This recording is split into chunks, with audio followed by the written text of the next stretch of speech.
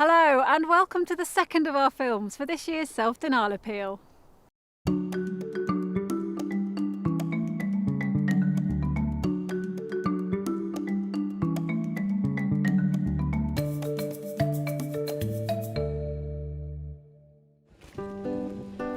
For this year's Self-Denial Appeal, we're looking at how the Salvation Army around the world is caring for creation and responding to climate change. This week I'll be talking to George Obondo in Kenya.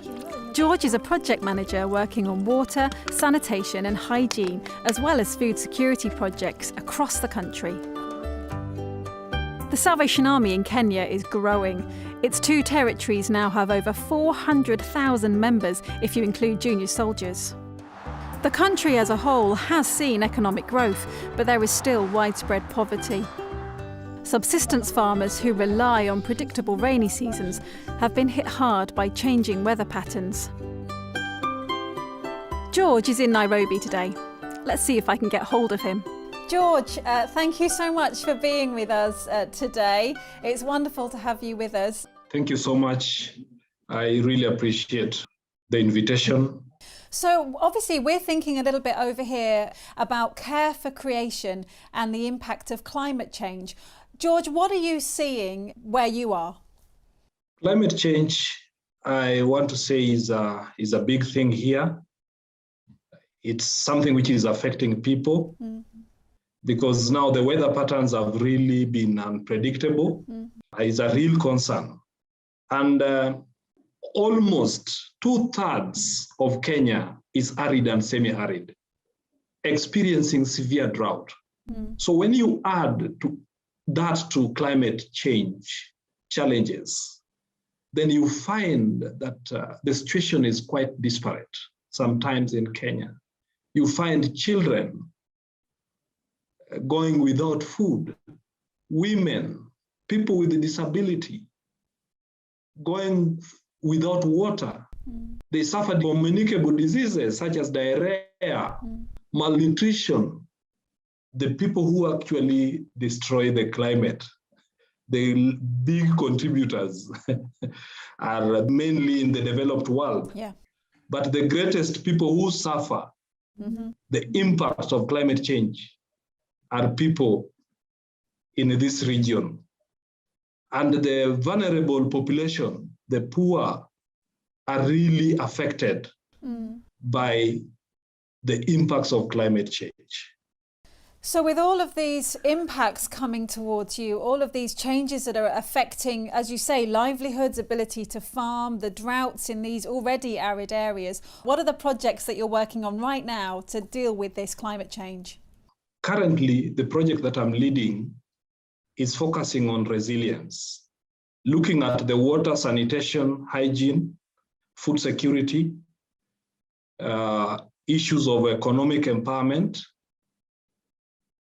but through a resilience lens. Because the starting point is for people to understand climate change. You must understand how to adapt. And even some of the mitigation measures.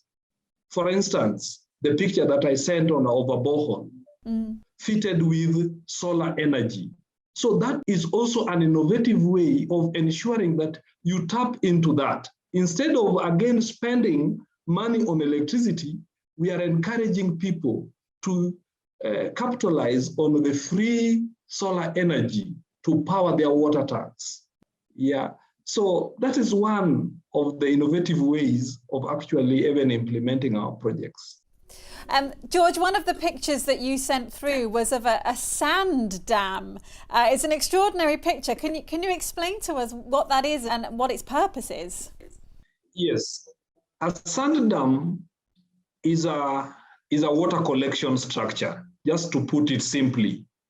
That construction now impounds or collects both sand and water. And the excess water passes downstream.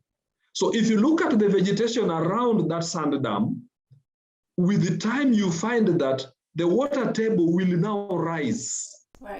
And even the vegetation around the sand dam will even improve. From arid vegetation to a flourishing vegetation.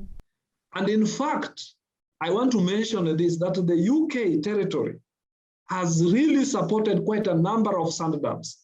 And the sand dams that they have supported are very successful. Good. The impact might not be very fast, but with time, the sand dams that we did 5 years ago, now huge impact, even on agriculture, on food availability, on tree planting, on the general climate, on livestock, water availability to households.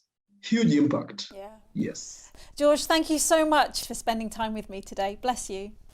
Thank you, and God bless you. God bless UK territory and many other territories. We value your support, and we look forward to a continued working relationship with you. Oh. We wish you well, and we wish them well, especially now during this pandemic. Yeah. Thank you so much, and God bless you. Bless you. Bye. In next week's film, I'll be talking to Colonel Yusak Tampi in Indonesia.